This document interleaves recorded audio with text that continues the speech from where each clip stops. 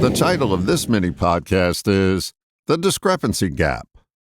We experience a discrepancy gap between us and another until we can come up with a workable fit between what we want to give them and what they want, and vice versa. It's more than about compromise. Compromise is generally temporary and usually leaves both sides longing for what they originally wanted. Knowing what others want and being able to fill that desire is the holy grail, especially when it matches up with what you want to give them. Too often we think for others, even though our own thinking is a full-time job.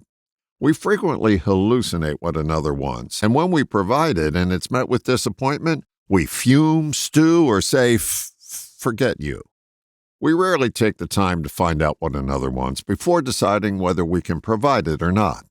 We attempt to sell them on what we think they want or what we want them to buy. The way to have an opportunity to close the discrepancy gap is to become more aware of what others want.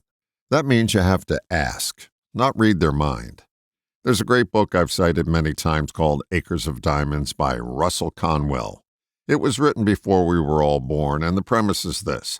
If you surveyed your neighbors within a 5-mile radius of your home and then asked them what product or service they wanted or needed that they didn't currently have, you could graph that data and come up with a product or service that people would buy. Conwell's notion is that you have an acre of diamonds in your backyard.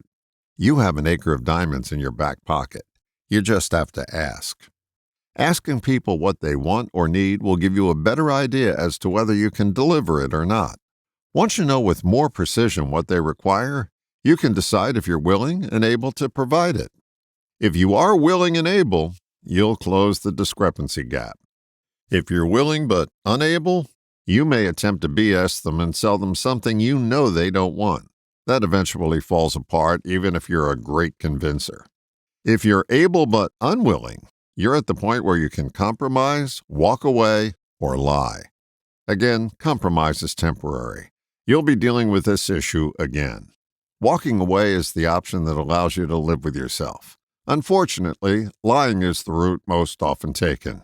We tell them we are willing, but we're really not. This will cause us to eventually renege on our promise. If you're having trouble selling your ideas to another, you probably aren't asking enough questions or you aren't listening to their answers. More importantly, you're BSing yourself if you attempt to sell them on what they don't want or temporarily provide them with what they want, knowing you won't be able to sustain it.